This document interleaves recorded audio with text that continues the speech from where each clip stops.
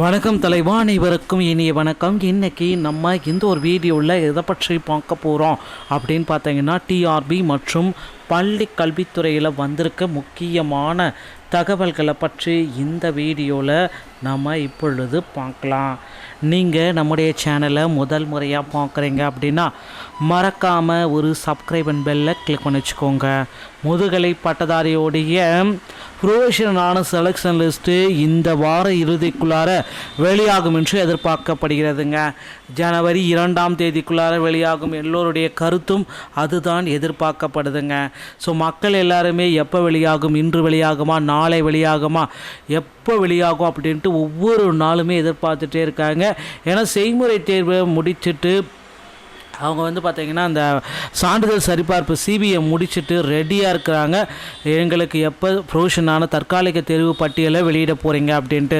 So இவர்களுக்காகவே தற்காலிக தெரிவு பட்டியல் இன்னும் ஒரு சில தினங்களில் கண்டிப்பாக வெளியாகும் என்ற செய்திகள் நமக்கு கிடைக்கப்பட்டிருக்குங்க.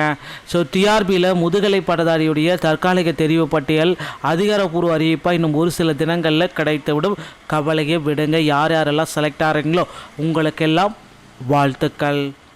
அடுத்து நீங்கள் எல்லாருமே எதிர்பார்த்தது இன்னொரு விஷயம், முதுகலை பட்டதாரி ஆசிரியர்களில் காலி பணியிடங்களுடைய உயர்வு எப்பொழுது இருக்கும்? காலி பணியிடங்களுடைய உயர்வு நிச்சயமாக பிஜிடிஆர்பியோடைய காலி பணியிடங்கள் அதிக அளவில் உயர்த்த போகிறதா தகவல்கள் வந்திருக்கு.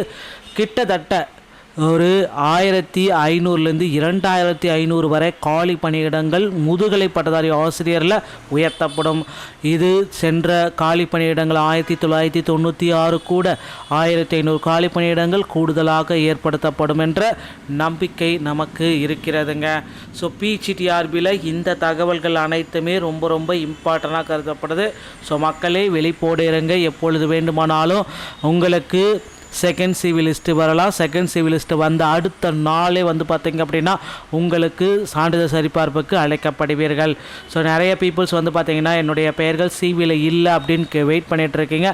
உங்களுக்காகவே ஆசிரியர் தேர்வு வாரியம் ஹெல்ப்லைன் மூலமாக கிடைக்கப்பட்ட பதில்கள் தான். செகண்ட் சிவி லிஸ்ட்டு விரைவில் வரும்.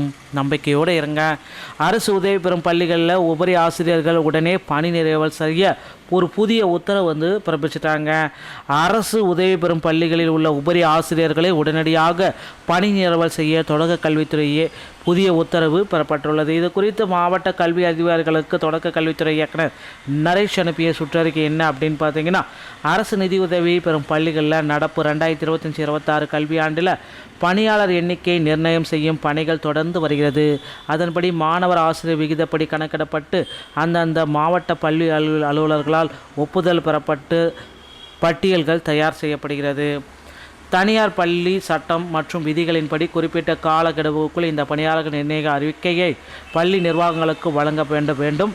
தொடர்ந்து பள்ளிகளில் உபரி பணியிடங்கள் கண்டறியப்பட்டால் உடனே பணி நேர்வு அல்லது மாற்றுப்பணி வழங்கி நடவடிக்கை எடுக்க வேண்டும். ஆனால் மாவட்ட கல்வி அலுவலரிடம் இருந்து இதுவரை எந்த அறிக்கையும் பெறப்படவில்லை.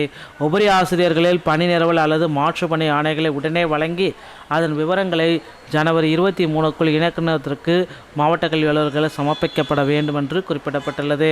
தமிழகத்தில் அரசு உதவி பெறும் 1200க்கும் மேற்பட்ட உபரியாக இருப்பதாக கூறப்படுகிறது. இதுதான் இப்போ இருக்கிற ஒரு மிகப்பெரிய ஒரு டவுட்டு.